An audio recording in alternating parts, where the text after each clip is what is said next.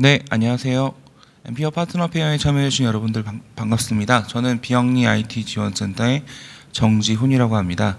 오늘 워크숍 첫 번째 시간으로서 디지털 시대 공익단체의 디지털 전환이라는 주제로 여러 가지 다양한 비영리 단체들에서 활용하기 좀 유용한 디지털 도구들을 소개하는 시간을 가지려고 합니다.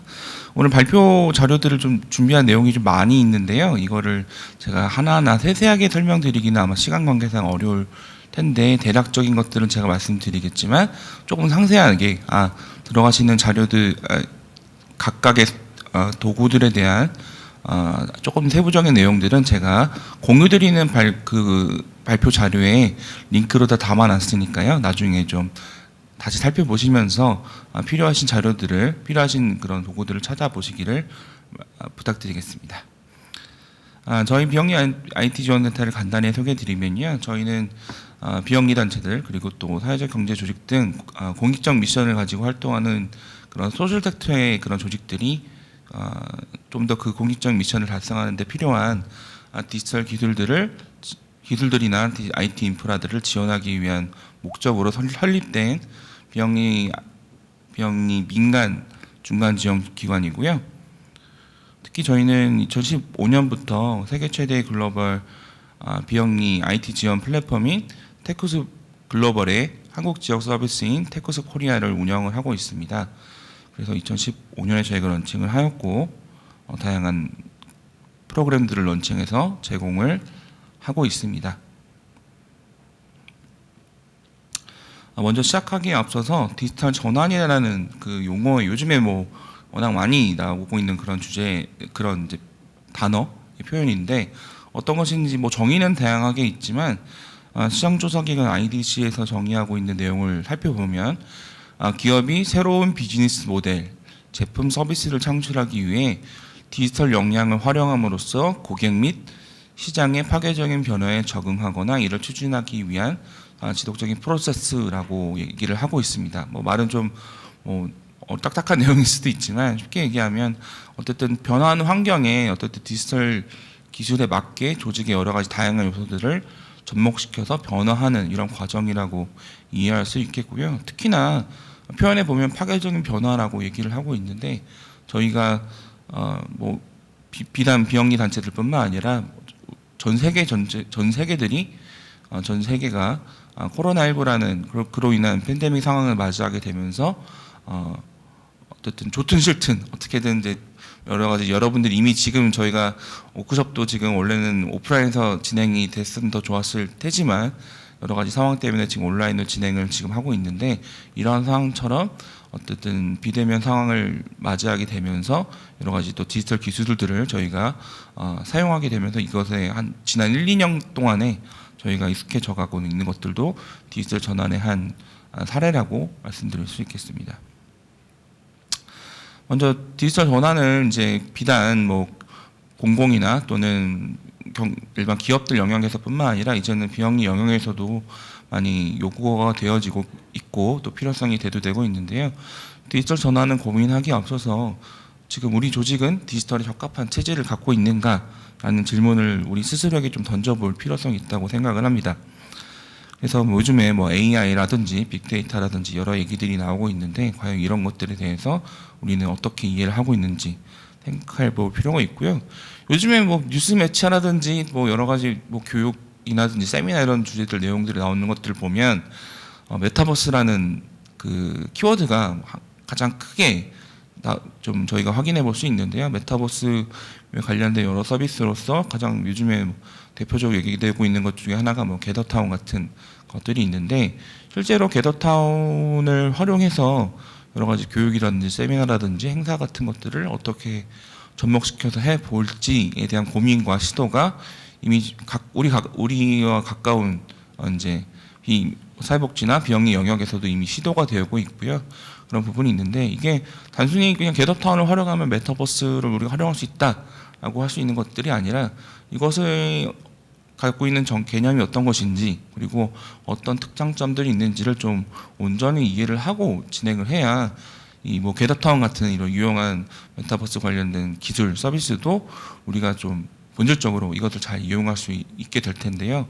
과연 이것을 잘 활용하기에 이게 필요한 그런 우리가 우리 조직이 그런 기술적 역량도 갖추고 있는지, 우리가 하려고 하는 목적에 잘 부합되는지, 이런 것들을 잘 스스로 먼저 도입하기에 앞서서 이런 것들을 잘 생각해 볼 필요가 있다고 생각합니다.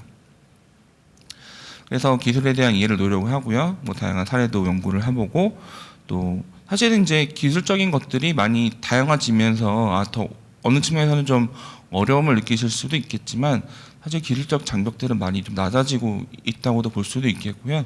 오히려 비영리 단체들에게는 우리 비영리 단체들이 하고 있는 것들은 우리 사회가 갖고 있는 여러 가지 요소들에서 갖고 생기는 여러 문제들, 이런 것을 해결하기 위한 또 더 나은 방법을 찾기 위한 우리가 활동들을 하고 있는데, 그런 것들을 하는 활동에 있어서 디지털 기술들을 어떻게 접목해서 할 수 있을지, 그런 것에 대한 아이디어가 이제 가지는 것이 더 필요한 환경이 되었다 생각을 하고요. 그런 부분을 우리가 스스로도 좀 준비하고, 또 필요한 재원이나 기술적인 것들을 어떻게 좀 연결해야 할지, 이런 고민들도 우리에게 좀 필요한 시점이 되었다고 생각을 합니다. 아마 여기 참여하시는 분들 중에 보면 아직도 많이 쓰고 계신 서비스이기도 하고, 한때 정말 되게 많이 핫했던 그런 서비스 중에 하나가 이제 에버노트라고 하는 서비스가 있는데요. 사실 한때 진짜 우리나라에서는 에버노트 관련된 커뮤니티가 정말 활발하게 이루어진 적도 있었습니다.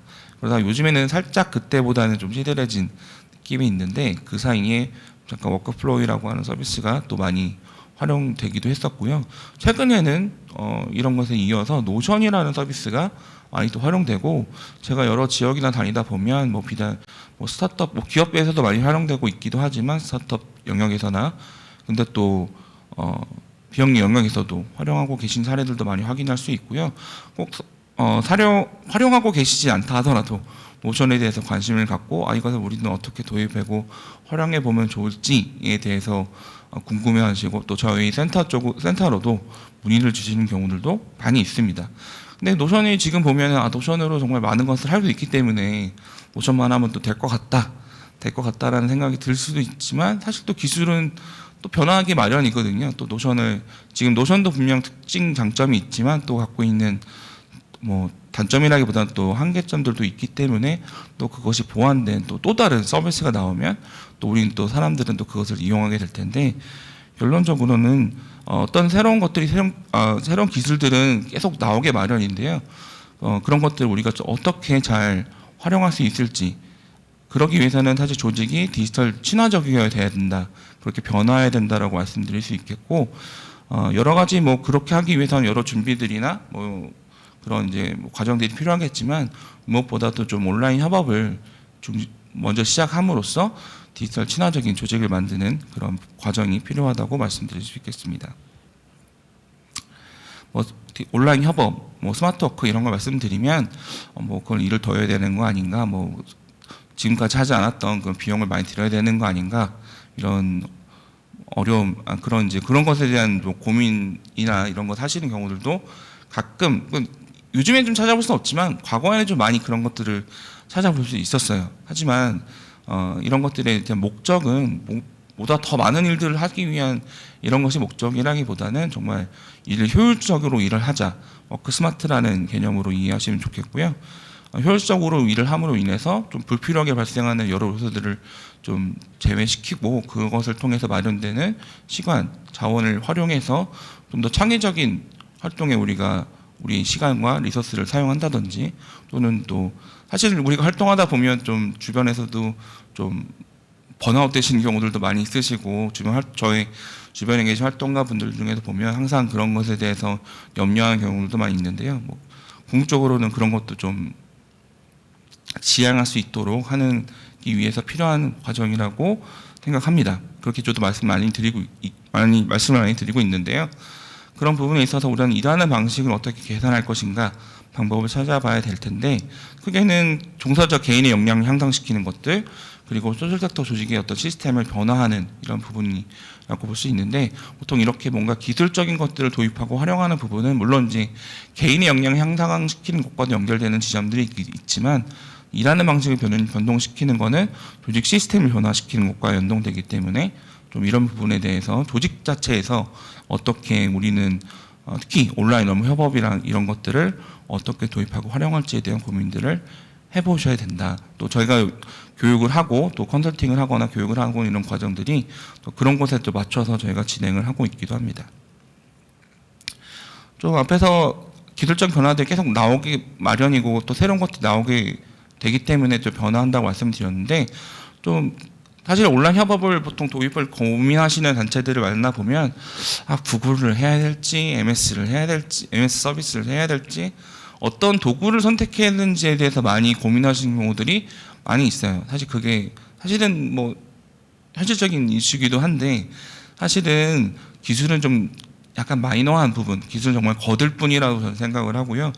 그것을 앞서서 말씀드렸던 조직적인 부분에서 디지털 친화적인 그런 준비를 어떻게 하는 것인지, 또 조직적인 문화를 어떻게 만드는 것인지가 사실은 가장 더 우선시 되어야 된다라고 생각을 하고, 기술적인 것들은 그것이 먼저 준비된 이후에 하나하나씩 필요한 것들에 맞춰서 이제 사용해 보면서 도입해 보고, 그리고 적절히 활용해 보면 된다라고 말씀드릴 수 있겠습니다. 예전에는 사실은 일반적인 비영리 단체들처럼 규모가 작고 또 예산적인 것들이 한정적인, 또 기술적으로도 내부에서 그런 관리를 할 수 있는 전문가가 있지 않은 경우에는 사실 좀 시스템을 구축해서 활용하기가 좀 어려웠던 것이 사실인데요. 지금은 거의 모든 것들이 클라우드 기반으로 서비스가 되고 가고 있어서 그런 것을 기반으로 한 어떤 효과적인 협업 시스템 구조를 어떻게 만드느냐를 잘 고민해 보는 것이 가능해진 지금 환경이 되고요. 그것을 통해서 과거보다는 훨씬 더 적은 예산과 또 전문성이 직접적인 없다 하더라도 작은 소규모 비영리 단체들이라 하더라도 여러 가지 좋은 유용한 서비스를 활용해서 효율적인 업무 협업을 진행할 수 있는 환경이 되었습니다.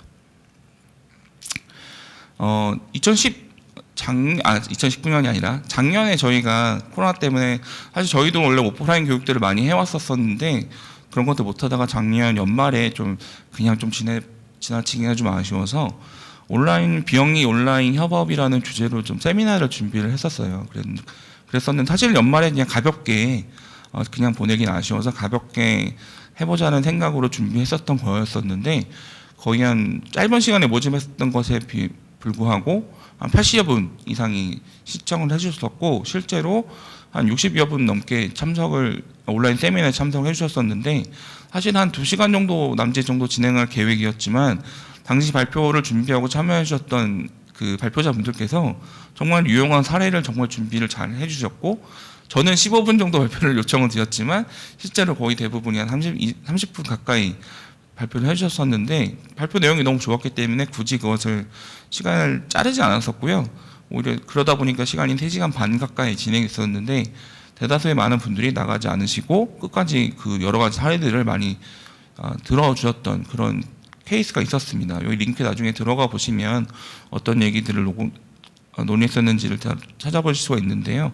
궁극적으로 지금 이미 많은 비영리 단체들에서 여러 가지 협업 도구들을 적절히 활용해서 효율적인 비대면 환경임에도 불구하고 효율적인 업무 구조를 구축해서 운영하고 있다는 것을 확인할 수 있었는데, 뭐 각각의 사례들이 다 활용했던 도구들이나 이런 것들은 다르고 조금 과정들도 달랐지만, 궁극적으로 아까 전에 말씀드렸던 것처럼 내부적으로 그것을 도입하기 앞서서 조직적으로 전체 구성원들이 다 이런 것들에 대해 공통적으로 같이 고민하고 내부적으로 정책은 어떻게 다듬어서 이것을 활용할지에 대한 이런 것들을 먼저 준비하고 실행한 후에 조직 문화를 먼저 갖춘 이후에 도입해서 활용했다라는 사실들은 다 공통적으로 공유했었던 그런 내용이기도 했었습니다.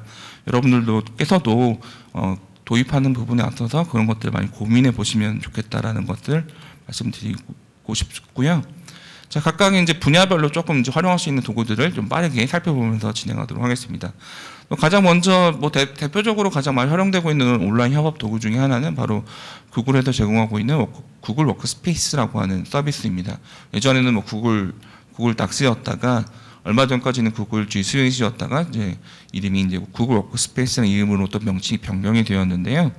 기본적으로 이메일이나 뭐 이메일부터 시작을 해서 캘린더, 드라이브, 온라인 저장 공간인 드라이브를 비롯해서 여러 가지 뭐 워드 형태의 문서 도구, 그리고 스프레드시트, 슬라이드, 그리고 여러 뭐 우리가 설문지를 비롯해서 여러 형태로 활용하는 폼들, 그리고 직접적으로 코딩을 하거나 이런 걸 하지 못한다 하더라도 간단한 웹페이지를 만들어서 운영할 수 있는 사이트 도구들을 비롯한 다양한 기능들을 제공해주고 있는데, 이러한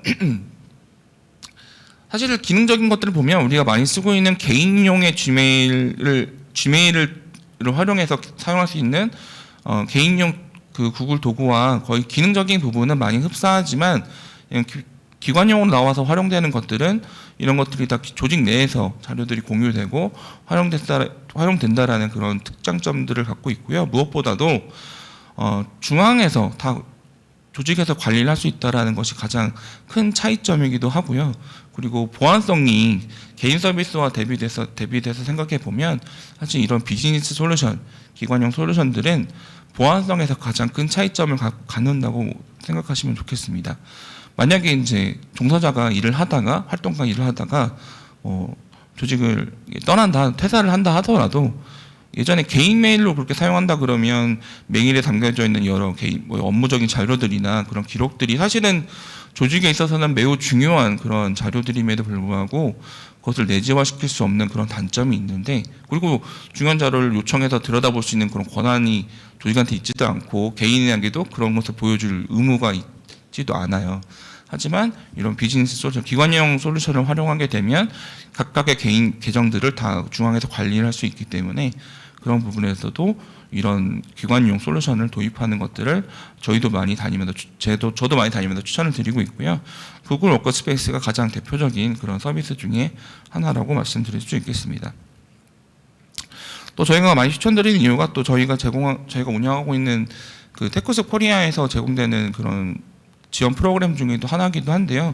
사실 또 사용을 아무리 좋은 프로그램이라 하더라도, 도구라 하더라도 비용적인 부분에서 좀 많이 부담이 되면 좀 어려울 수 있는데, 사실 뭐 비용 부담이 큰 서비스도 아니기도 하지만 비용이 인증을 받아서 이제 사용하게 되면 또 무료로 사용할 수 있다라는 장점도 있어서 많은 비영리 단체에서도 활용하고 있는 그런 서비스이기도 합니다.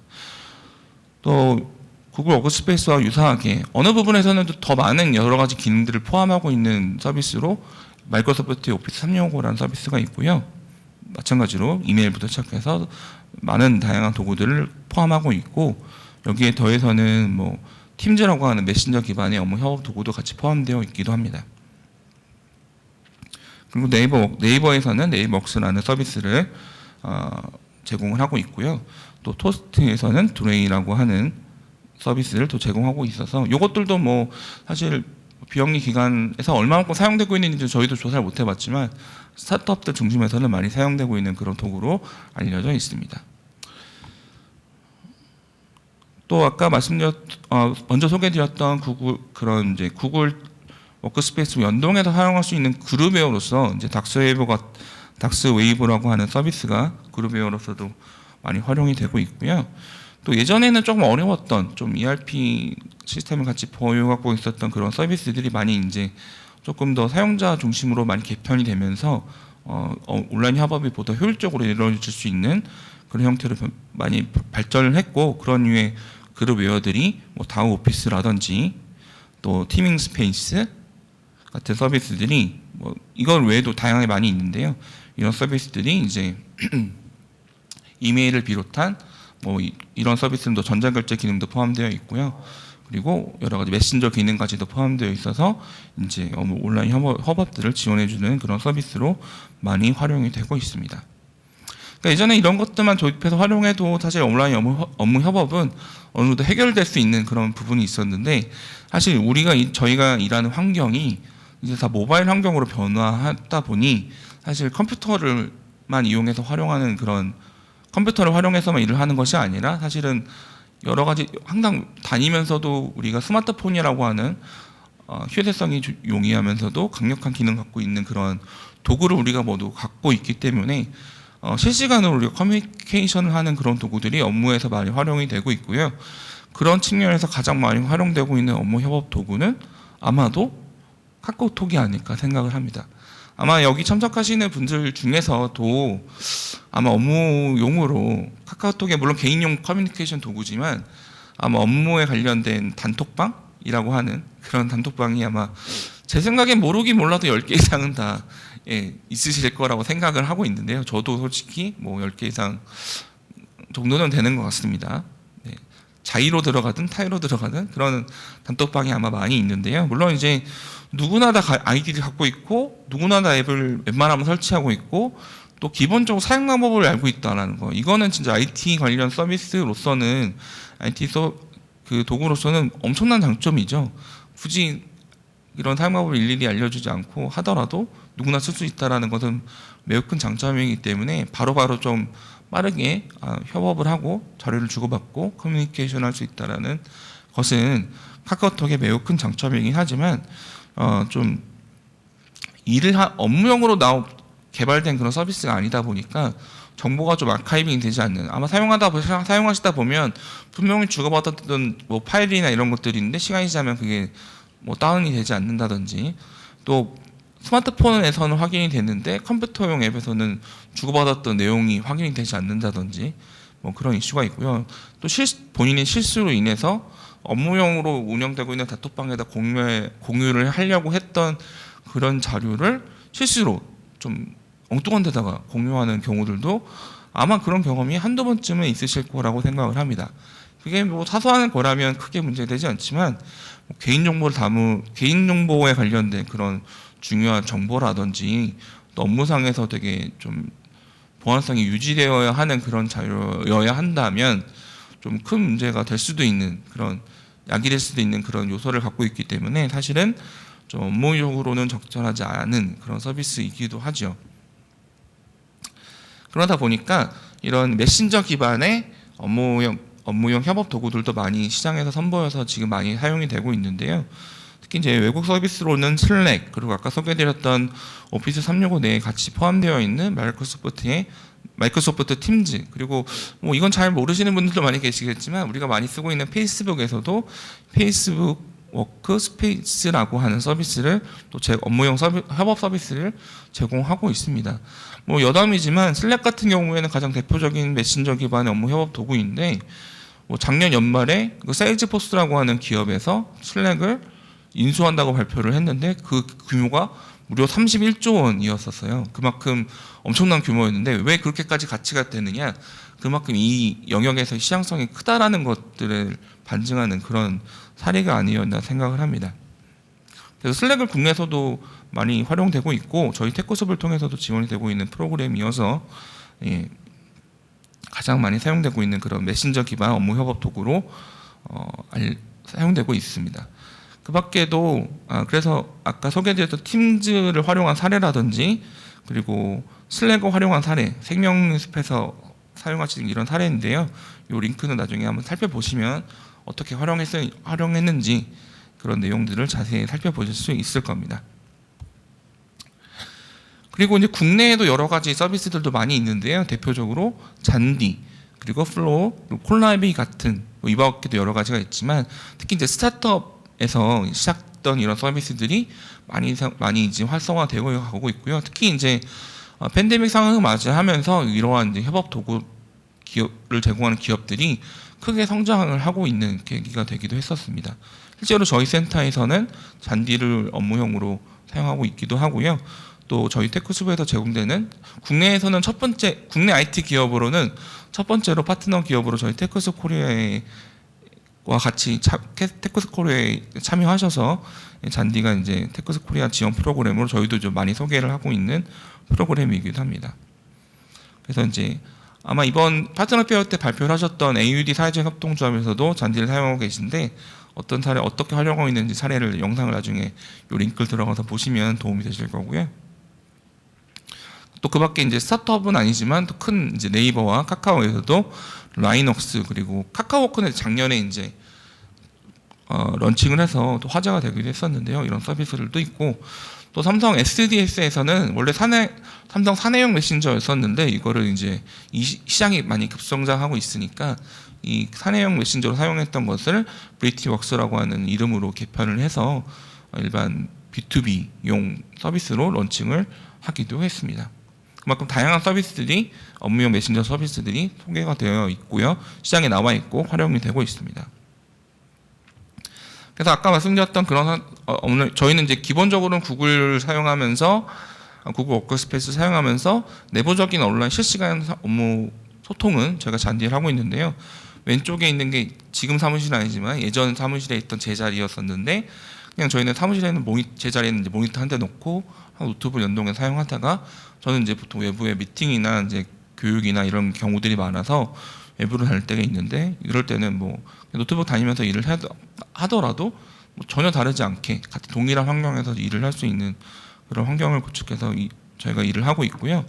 뭐 팬데믹 상황을 맞이하면서 저희도 바로 재택근무를 전환했었는데 그런 경우도 뭐 업무용 자료나 이런 것들을 같이 공유하고 더 이상 이제 화상 회의까지도 구글 워크스페이스 내에는 이제 구글 미트라고 하는 화상 회의 솔루션이 같이 들어가 있어서 바로 이제 그것과 연동해서 저희가 일을 하고 있습니다. 뭐 비단 저희뿐만 아니라 저희 사례를 저희가 사진이 있으니까 같이 공유를 드렸지만 비단 저희뿐만 아니라 대다수의 많은 단체들이 이런 식으로 많이 온라인 협업 서비스를 지금 시점에서 활용하고 계실 거라고 생각합니다. 뭐 비단 이제 이런 실시간 커뮤니케이션까지만 해도 이제 온라인 협업은 수월했었는데 아까 말씀드린 것처럼 팬데믹 상황을 맞이하면서 갑작스럽게 비대면 환경에서 이제 저희가 대응을 해야 되다 보니까 이제 화상회의 솔루션도 저희가 이용해야 되는 환경이 됐었는데요. 뭐 심지어 G20 국가 정상회담 같은 것들도 사진에 보시는 것처럼 이렇게 화상으로 진행했었는데 저는 사실 이걸 보면서 어떤 내용으로 논의됐었는지도 매우 궁금했지만 사실 어떤 솔루션을 썼는지가 솔직히 조금 더 궁금해서 따로 알아봤더니 이제 시스코에서 활용되고 있는 웹엑스라고 하는 서비스를 이용했다 하더라고요. 그래서 줌이라든지 구글 미트, 마이크로소프트 팀즈 그리고 방금 말씀드린 시스코 웹엑스 같은 이제 외국계 기업에서 나온 그런 서비스들이 화상회의 솔루션들이 지금 매우 활발하게 많이 활용되고 있고요. 사실 국내에서 이런 화상회의 서비스는 사실은 많이 낯설고 저는 개인적으로는 많이 확산되기 좀 어렵지 않을까라는 생각을 했었는데 이제 위기는 좀 기회를 만든다고 또 이런 좀 어려운 환경에 대응해서 이런 서비스를 활용해서 또 좀 저희가 해야 되는 여러 가지 일들을 좀 원활하게 할 수 있었던 계기가 된 것도 같습니다. 또 국내에서는 이제 또 구름이라든지 고톡 그리고 알소프트 같은 이런 서비스 국내 이제 서비스들도 화상회의 솔루션들도 많이 성장을 하고 있고요, 많이 활용이 되고 있기도 합니다. 그리고 또 사실 작년 같은 경우에는 뭐 줌이라든지 구글 미트나 뭐 그런 것들이 사실 일시적으로 좀 무료로 제공되기도 했었어서 많은 단체들에서도 활용하셨는데 기간이 끝나니까 이제 무료 이용 기간이 끝나다 보니 또 이걸 유료로 이용하려고 하니 또 이제 비용적인 부담도 있으셔서 고민이 있으신 경우들도 있으신데요.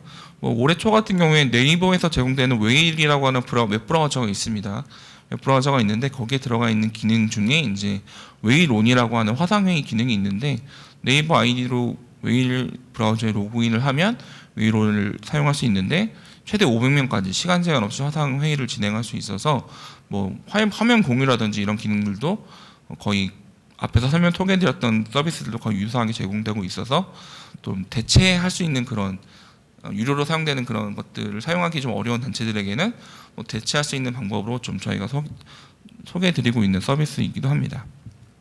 그밖에 지금 웨비나 같은 웹으로 진행된 세미나들도 다양화가 되고 있는데요. 뭐 대표적으로 고토 웨비나 같은 서비스가 있기도 하고 또 이벤터스를 활용한 이런 웨비나도 여러분들 많이 경험해 보셨을 거라고 생각을 합니다. 예.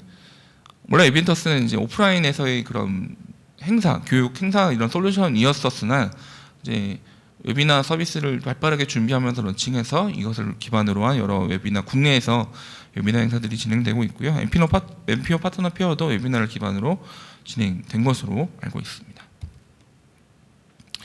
그밖에 뭐 여러 가지 자료들을 공통으로 관리하고 또 업무를 좀 유용하게 할 수 있는 그런 워크플로우를 위한 서비스들도 많이 존재하는데요. 대표적으로 드롭박스 같은 것들은 되게 안정성을 기반으로 온라인 협업에서 많이 활용되고 있는 그런 서비스이고요. 또 유사하게는 박스라고 하는 서비스도 제공이 되고 있습니다. 또 여러 가지 프로젝트를 운영하는 데 있어서 일이 얼마먹어 진행이 되고 있고, 그것에 관련된 세부적인 일에 대한 이제 자료들이나 이런 것들을 이제 공유하고 활용하는 이런 서비스들도 다양하게 존재를 하는데, 대표적으로 트렐로 같은 서비스가 많이 이용이 되고 있는 서비스고요. 그리고 여기 죄송한데 여기 아래 링크가 좀 틀렸는데 아사나라고 하는 서비스가 또 있습니다. 이것도 아사나는 또 저희 테크숲에서 제공되고 있는 이제 프로그램이기도 하고요. 또 노션 같은 것도 사실 노션은 를 활용할 수 있는 영역들이 상당히 다양해서 한 영역으로 좀 정리하기 좀 어렵지만 대표적으로 프로젝트 관리라든지 문서 협업 등 데이터베이스 구축까지도 가능한 그런 서비스여서 기본적인 문서 협업을 뿐만 아니라 여기다 데이터베이스를 구축을 해서 심지어 여기 노션을 활용해서 이제 홈페이지까지도 만드는 그런 경우들도 다수 그런 이제 기업들이나 또 비영리 단체들도 다양하게 있습니다. 상상오리라고 하는 그런 사회적 기업들을 육성하는 그런 기업에서도 노션을 아주 잘 활용하고 있는데 이 사례들도 나중에 참고해 보시면 좋을 것 같고요. 그 밖에 이제 온라인으로 같이 협업을 할 때 다양하게 아이디어를 모으고 브레인스토밍을 위한 여러 가지 협업 아이디어를 모으거나 또 자료를 취합하는 여러 다양한 화이트보드 또 캔버스 형태의 협업 도구들도 존재하는데 알로라고 하는 서비스도 있고요. 좀 디자인 기반으로 협업을 하는 그런 서비스로 이해하시면 좋겠습니다. 그 밖에 구글에 기본적으로 들어가 있는 무료 서비스로 구글 젠보드라는 서비스도 있고요. 특히 이제 구글 젠보드는 좀 교육용으로도 많이 활용되고 있는 그런 서비스이기도 합니다. 그리고 패들렛이라고 하는 서비스도 같이 많이 아까 알로와 유사하게 활용이 되고 있습니다. 그래서 이런 온라인 협업 도구들을 활용해서 이제 일을 하고 있는 여러 가지 비영리 단체들도 많이 존재하는데 대표적으로 한국근육장애인협회 같은 경우에 지금 사진에 보시는 정만 회장님은 지금 이제 다른 기관으로 이제 자리를 옮기시긴 하셨지만 초기에 이제 이미 저희 테크숲이 런칭하기 이전에 훨씬 이전에 이제 마이크로소프트의 오피스 365를 도입하셔서 사실 근육병을 가지신 분들은 사실은 좀 여러 가지 제약들이 많이 있으심에도 불구하고 여러 각 지역에 계신 이런 분들이 이런 화상회의라든지 온라인 문서 협업 이런 것을 통해서 어떤 협회의 활동을 하고 계신 아주 유용한 아주 훌륭한 사례로 저희도 많이 소개를 드리고 있기도 하고요. 아래 참고를 링크 들어가시면 어떻게 도입해서 활용하고 계신지를 영상으로 확인할 수 있습니다. 그리고 우리 마포 복지관 경우도 스마트 복지관 사례로서 대표적인 사례로서 많이 좀 알려져 있는 그런 사례이기도 하고요. 또 아름다운 커피 같은 경우엔 온라인 협업이라기보다도 이제 CRM 고객 관리하는 그런 도구를 도입해서 활용하고 계신데 마이크로소프트의 다이나믹 365라고 하는 CRM 서비스를 도입하셔서 예전에는 좀 파편적으로 그런 영업 정보라든지 이런 것이 관리되었다고 한다면 현장에 다니신 담당자분들이 스마트폰이나 노트북에 연동되어 있는 서비스에 바로 자료를 입력하면 중앙으로 자료가 모여서 데이터로 이제 중앙 데이터로 활용되는 그런 사례가 되기도 했었습니다. 마찬가지로 좀 상세한 내용들은 영상을 들어가 보시면 아래 링크를 들어가 보시면 영상으로 확인하실 수 있습니다. 여러 가지 이제 과정을 거쳐야 되겠지만 사실은 이제 먼저 말씀드린 것들은 예전에 이제 조선일보 더 나은 미래에서 비영리 협업도 이렇게 써라라는 주제로 기획해서 나갔던 내용인데요. 비영리 협업들을 적용하는 그런 과정, 이제 크게는 우리가 일하는 방식에서 어떤 부분을 개선해야 될지, 어떤 문제가 있는지를 확인하는 것에서 출발을 하고 오프라인 정책을 다듬는. 그러니까 도구들의 기능들이 물론 어느 정도 정해져 있긴 하지만 그것을 어떻게 활용할지는 각각 단체에서 내부적으로 협의해서 활용할 수 있게 마련이거든요. 그래서 오프라인 정책을 먼저 다듬는 것이 필요하고요. 또 저장 공간을 통해서 여러 가지 자료들을 기존에 이제 각각이 보유하고 있던 자료들을 클라우드 저장 공간에 같이 모아놓고 같이 자료를 공유하면서 활용하기 때문에 또 나중에 그것을 검색해서 찾기도 하고요. 그렇기 때문에 표준을 정하는 것이 매우 중요하다는 것들이 나와 있고, 그리고 무엇보다도 사실은 내일부터 우리 이 서비스를 활용합시다 이렇게 정해놓고 진행하는 것이 아니라 그거 도입하기 앞서서 사실 나중에 하나를 정해놓고 하다가 나중에 또 다른 서비스로 전환하는 것이 생각보다는 쉽지가 않습니다. 기회비용도 많이 들어가고요. 그렇기 때문에 충분히 어떤 것이 우리 조직한테 적합한 것은 어떤 것이 있을지를 많이 알아보시고 내부적으로 검토하신 이후에 도입하실 시간을 갖고 도입하시는 것이 필요하다고 보고요. 또 내부적으로도 그것에 관련된 좀 더 먼저 학습도 하고 여러 가지 준비에 대한 시간을 갖고 천천히 시작하는 것을 천천히 시작하는 것을 노하우로 여기서는 확인해 볼 수 있습니다. 네, 지금까지 이제 온라인 협업 도구 중심으로 좀 말씀을 드렸는데 다음으로는 각각 온라인 홍보라든지 콘텐츠 제작 등등 여러 분야별로 활용할 수 있는 여러 디지털 기술들을 소개해 드리도록 하겠습니다. 첫 번째는 업무 협업을 비롯한 행정 업무 쪽에서 활용될 수 있는 도구들을 소개를 드릴 텐데요. 기본적으로 저희가 한컴을 생각하지 않을 수가 없겠죠. 물론 이제 저희가 기본적으로는 한컴을 설치해서 사용하는 것으로 생각할 수도 있겠지만 또 보다 또 합리적으로 사실 한컴을 설치해서 사용하는 제품이 사실은 가격이 기관용으로 나와 있는 것은 가격이 많이 비싸서 부담을 많이 느끼실 텐데요. 한컴의 이런 서비스도 클라우드 기반으로 제공되는 서비스가 있어서 좀 비용 부담 적게 활용할 수 있는 그런 서비스가 있습니다. 한컴 스페이스라고 하는 서비스를 또 활용될 수 있기도 하고요.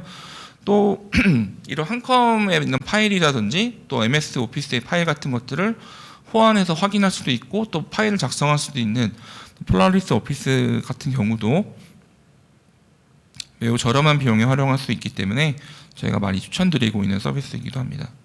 그 밖에 사실은 비영리 단체들이 어떤 세무회계 관리를 부분에서 좀 어려움을 겪는 경우들도 많이 있으신데요. 경리나라라든지 자비스 같은 이런 클라우드 기반의 서비스들이 이제 그런 것을 지원해주는 서비스로 많이 활용이 되고 있기도 하고요.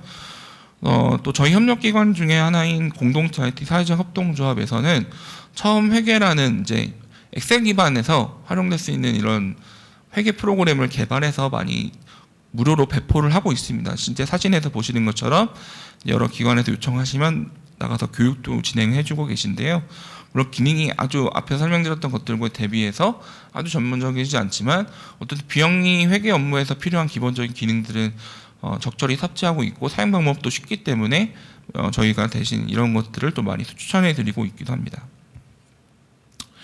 또 요즘엔 또 재택근무를 하고 계시는 경우도 종종 계신데 그런 경우에 고민을 많이 가지고 계신 부분들이 근태관리, 출퇴근관리 이런 부분에 대한 부분도 있어요. 그래서 저희도 재택근무를 저희 센터에서 하다 보니까 저희는 위히어라는 앱을 좀 활용해서 이게 위치 기반으로 출근했는지에 대한 부분을 좀 확인할 수 있는 그런 앱이기도 한데 위히어라든지 알밤 같은 서비스들이 많이 활용되고 있는 스마트폰으로 활용될 수 있는 서비스여서 활용되고 있는 서비스로 말씀드릴 수 있습니다. 또 그 밖에 사실 저희가 계약서 같은 거 작성하려고 그러면 별도로 서면으로 받는 이런 과정들이 좀 번거롭잖아요. 퀵으로 보내거나 받거나 이런 경우도 아마 경험을 가지셨을 텐데 그런 걸 대체하는 서비스로 모두 사인, 또 글로 사인 같은 서비스들이 요즘에 많이 활용이 되고 있기도 합니다. 이게 전자계약 서비스라고도 하긴 하지만 이제 서명을 대체할 수 있는 기능도 있어서 이제 다음 시간에도 이제 온라인 총회 같은 거 소개하는 시간이 워크숍이 마련되어 있는데 저희 센터 같은 경우에는 온라인 총회를 작년 혹은 올해 저희도 온라인 총회를 진행했는데 총회 안건 사항으로 이제 승인받아야 되는 내용들을 이제 최종적으로 서명을 받아야 되는데 그런 것들은 저희도 당시에는 모두 사인을 활용해서 서명을 온라인으로 받아서 저희가 총회를 진행하기도 했었습니다. 그런 쪽에서도 비영리 단체들이 활용할 수 있는 서비스로 말씀을 드릴 수 있겠습니다. 그리고 다큐사인이라고 하는 서비스도 있고요.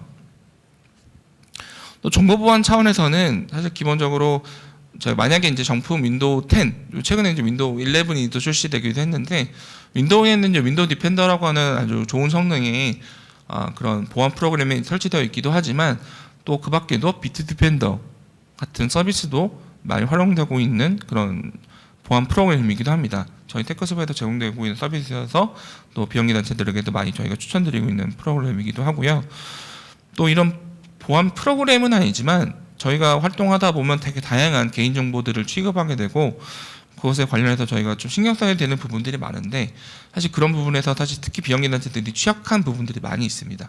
그런 것들을 지원하기 위해서 캐치시큐라고 하는 스타트업이 그런 서비스를 제공하고 있는데요. 상세한 내용들은 좀 링크를 들어가서 확인해 보시면 좋을 듯합니다. 그 밖에 디지털 마케팅 및 모금 영역에서 활용되고 있는 서비스들을 소개해 드리도록 하겠습니다. 뉴스레터 쪽에서 활용되는 서비스로는 이미 여러분들이 많이 아마 활용하고 계실 거라 생각하는데요. 스티비가 가장 대표적으로 말씀드릴 수 있겠고요. 그 밖에 해외 서비스로는 메일침프라고 하는 서비스가 있고 또 오이즈메일러라고 하는 서비스는 예전부터 꽤 오랫동안 뉴스레터 관련된 사업을 진행해온 그런 서비스이기도 합니다. 그리고 이제 온라인 모금 관리를 하는 솔루션으로는 이번 파트너 페어에서도 참여하신 기업인 도너스가 대표적으로 저희가 추천드릴 수 있는 서비스이기도 하고요.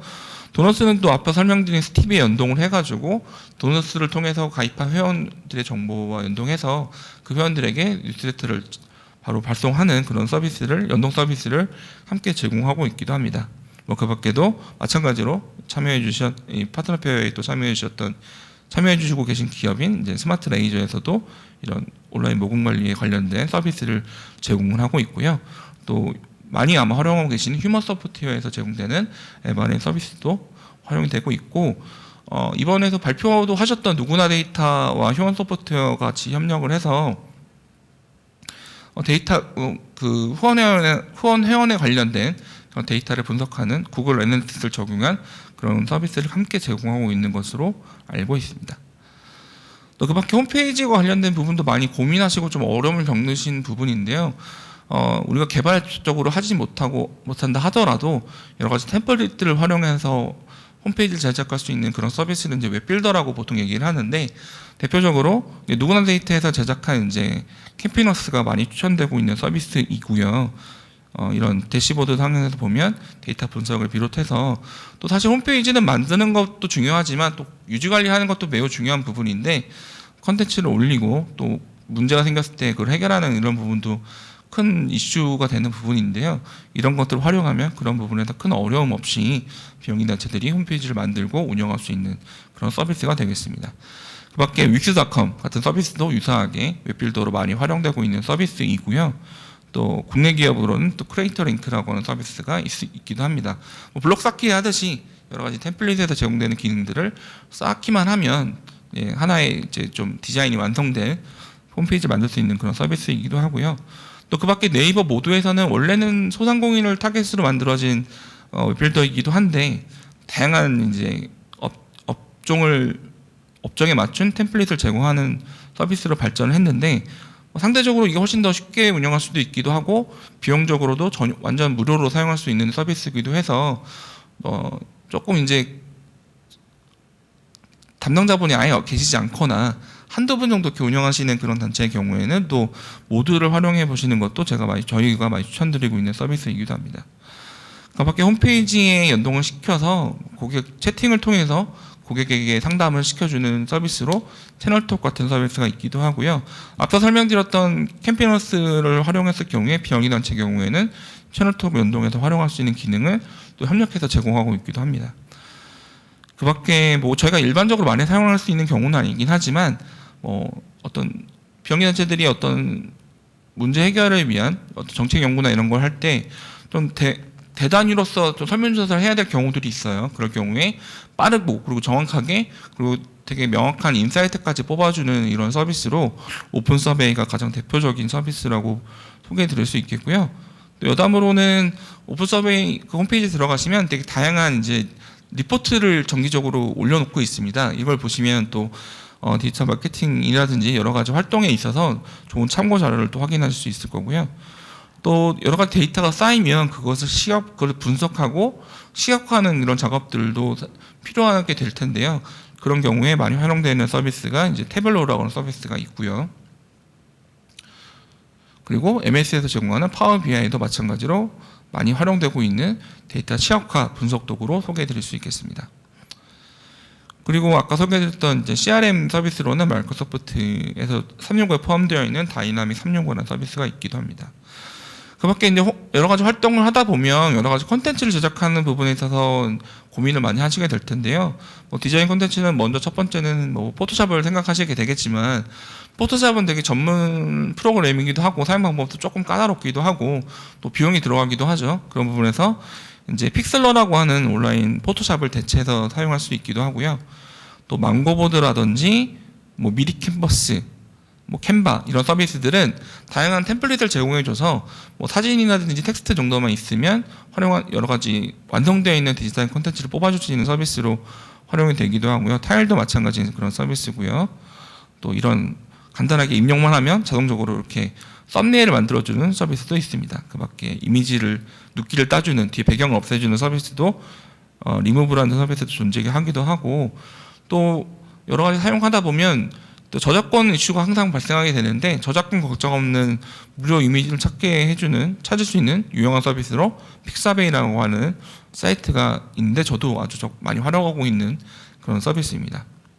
그 밖에 폰트도 마찬가지인데요. 여러 가지 폰트들을 활용할 수 있는 눈누라고 하는 이런 사이트도 저희가 쉽게 유용하게 활용할 수 있는 서비스로 소개를 드릴 수 있습니다.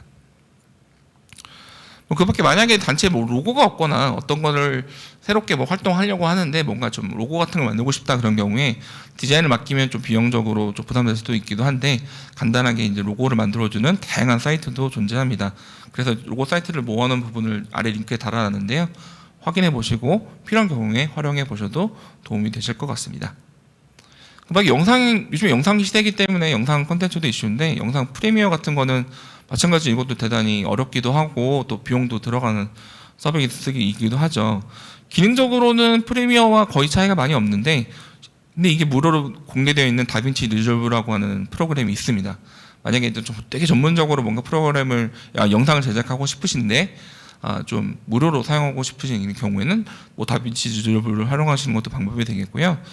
뭐 프리미어 수준은 아니지만 기본적인 영상을 편집하는 데 있어서 기능적으로 크게 부족하지 않은 뭐 필모라 X 같은 서비스도 존재하기도 하고요. 또 굿믹스 같은 경우도 간단한 컷 편집을 빠르게 할 수 있는 그런 무료 프로그램으로 많이 소개가 되어 있는 프로그램입니다. 그 밖에 다양한 자막을 재밌게 넣어주는 밴믹스라고 하는 프로그램이 있고요. 또 영상 템플릿을 제공해줘서 여러 가지 영상 소스만 입력을 해놓으면 바로 여러 가지 모션 그래픽이 들어간 영상을 제작하는 위디오라든지 비디오 몬스터 같은 서비스도 추천을 많이 드릴 수 있겠고요. 그 밖에 아까 소개해드렸던 망고보드나 타일에서도 유사하게 영상 템플릿을 제공해줘서 영상을 쉽게 제작할 수 있는 서비스로 좀 더 발전을 하기도 했습니다. 그리고 무엇보다 요즘에는 스마트폰으로 영상을 제작하기가 되게 용이한 환경이 됐죠. 스마트폰 자체가 기능이 매우 좋아졌기 때문에 촬영부터 편집까지 한 번에 할 수 있는데, 뭐 대표적으로 아이폰 같은 경우에는 아이무비가 대표적인 서비스가 되겠고, 또 안드로이드 계통에서는 키네마스터가 많이 활용되고 있는 그런 앱이기도 합니다. 또 아이폰이나 아이패드 같은 경우에는 뭐 루마퓨전 같은 서비스 그 프로그램이 매우 유용한데요. 유튜브에 찾아보시면 실제로 유튜버들 중에 루마퓨전을 사용하는 사람들이 되게 많아서 이거에 관련된 강좌도 많이 찾아볼 수 있기도 합니다.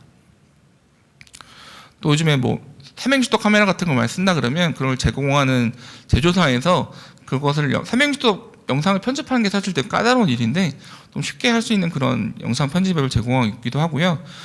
제가 요즘에 비영리 단체 대상으로 영상 교육이라든지 이런 걸 가게 되면 소개를 하면 최우선으로 제가 소개드리고 적극 추천드리는 게 비타라고 하는 앱이에요.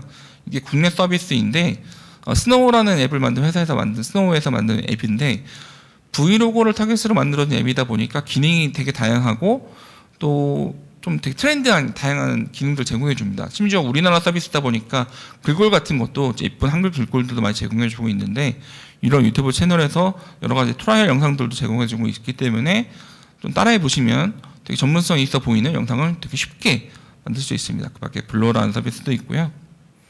또 자막을 좀 바로 달아주는 자막 작업이 되게 어려운 작업인데 블로라고 하는 서비스도 있고요. 또 실시간 중계를 할 때는 OBS 스튜디오라는 프로그램을 활용해서 영상 생중계를 할 수 있습니다. 이건 무료로 사용할 수 있는 프로그램이기도 합니다. 그 밖에 뭐 요즘에는 AI를 적용해서 활용할 수 있는 이런 색다른 서비스들도 나오고 있습니다. 어쨌든 이런 것을 잘 활용하기 위해서는 물론 서비스를 어떻게 활용하는 것도 되게 중요하지만, 기능을 활용하는 것도 중요하지만 무엇보다도 또 이것을 적절하게 활용하기 위해서는 또 그것에 맞는 적절한 인프라를 또 구축해 주시는 것도 사실 필요합니다. 물론 이제 재원적인 한계 때문에 좀 어려움이 있다는 것도 저희가 알고 있기도 하지만 또 이런 부분에 대해서도 좀 필요한 경우에는 좀 많이 고민을 해보시면 좋겠다. 너무 좀 가격적인 것에 대해서 부담이 있으시긴 하지만 뭐 이런 것들이 또 기반이 되어야 앞에 소개해드렸던 이런 유용한 서비스들을 적절히 활용할 수 있다고 생각이 들고요. 저희가 또 저희 센터에서도 그런 활동들을 여러 가지 지원 프로그램을 운영하고 있기도 하고 또 활용할 수 있는 영역에 관련된 좀 교육 같은 것들도 저희가 사이다라고 하는 사이트를 구축해서 또 운영을 하고 있어요. 회원 가입하시면 여러 가지 올려져 있는 여러 가지 정보들을 유용하게 그냥 뭐 회원 가입하시면 그냥 이용하실 수 있으니까요. 참고해 보시면 좋겠습니다. 무엇보다 뭐 여러 가지 것들이 있는데 정말 다양하죠. 이것을 다 사용할 수 없겠지만 우리가 이런 것들을 온전히 잘 이해하고 우리에게 맞는 필요한 것들을 잘 선택해서 적절히 활용하는 것이 필요합니다. 뭐 개인적으로 이런 것들을 활용하는 우선의 목적은 이게 최고로라기보다는 최소한의 인풋을 통해서 최선의 아웃풋을 만들어내는 것을 목적으로 한다고 생각하고요. 그런 부분에서 이런 기술들을 잘 활용해 보시면 좋겠습니다. 또 그것을 위해서는 무엇보다도 조직만의 특색이 있는 스마트한 조직 문화를 먼저 만들어 가시기를 바라고 또 응원하도록 하겠습니다. 좀 많이 두서없이 설명해 드렸는데요. 경청해 주셔서 감사드리고 또 언제든 질문사항이나 문의사항 있으시면 연락을 주시면 감사하겠습니다.